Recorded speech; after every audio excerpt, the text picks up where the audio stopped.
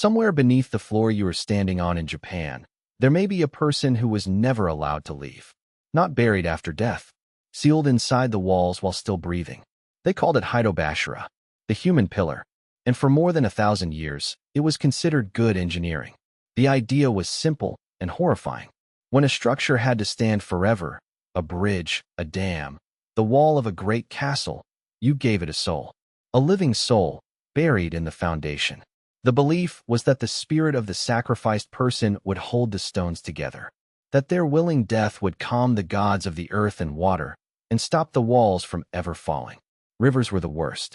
Every year, floods tore villages apart and swallowed the bridges built to cross them. The engineers of old Japan came to a chilling conclusion. The water was angry, and it wanted a life. So they gave it one. A person would be lowered into the riverbed before construction, packed in with the earth and rock, and left there as the water rose over their head.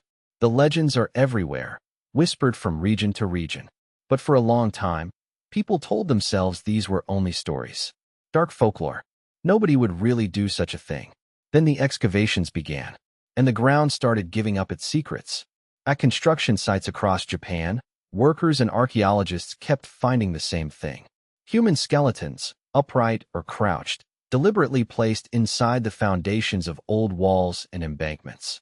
Not graves, building materials. Take Muruoka Castle, one of the oldest surviving castles in the country. Its legend tells of a one-eyed woman named Ashizu, a poor widow who offered herself as the human pillar in exchange for a promise. Her sons would be raised as samurai. The wall was built. Her body was sealed inside it. But the promise was broken.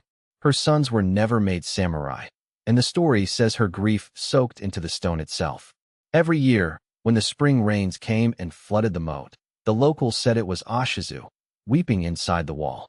They even named the season for her, the Rain of the Sorrow of Ashizu. Think about that. An entire region, for generations, accepting that the rain was the tears of a woman buried alive in their castle, and treating it as ordinary. At Matsue Castle, the legend is even stranger. They say a young woman was taken during a festival dance and sealed into the foundation. And afterward, the castle would tremble whenever a girl danced in the streets nearby. So the lords banned dancing.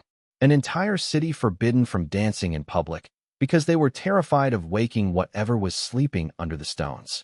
If this is unsettling you, and you want more of the stories Japan tried to bury, take 1 second to subscribe. It genuinely helps these forgotten histories reach more people. The oldest written accounts go back well over 1,000 years, to the age of legends and emperors. One tells of a great river that kept destroying every embankment built to tame it. The answer, according to the chronicle, was to select 2 men and offer them to the river god. One was sacrificed. The other, through a clever trick, survived. And the record notes it plainly, as if describing the weather. And it did not stop in the ancient past. The belief clung on for centuries, into castles, into tunnels, even into the building of dams, right up to the edge of the modern era. Some victims were chosen because they were outsiders. Travelers, the poor, people no one would come looking for. Others, the legends insist, volunteered, believing the sacrifice was a sacred honor that would protect their whole community. Which raises the question that makes this story so hard to shake. Were they murdered, or did they walk into the earth willingly, certain they were doing something holy? Because Hitobashira was never seen as simple killing. It was seen as building. The person did not disappear. They became the structure. Their spirit was the mortar. And that changes how you see these places. The beautiful castles tourists photograph today, the elegant stone bridges. Some of them were designed, from the very first stone, around a human body. Historians still argue about how often it truly happened versus how often it was only legend. But the skeletons that keep surfacing make it impossible to dismiss entirely. And here is the detail that lingers. In many of these finds, the remains show no signs of being placed there gently. They tell a story of something far more deliberate and far more cruel.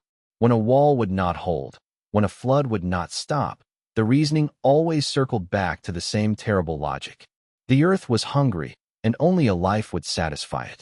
So the next time you see a photograph of an ancient Japanese castle standing perfectly after 500 years of storms and earthquakes, remember what they believed made it stand. Not just skill, not just stone, but a person, hidden in the dark, holding the whole thing together with nothing but their unquiet spirit. They were never given a grave, never given a name in most cases. They were given a job, to stand, forever, inside the walls. And somewhere in Japan, if the old stories are true, they are standing there still, waiting for a wall that was never meant to fall, watching everyone who walks past, never knowing what lies beneath their feet.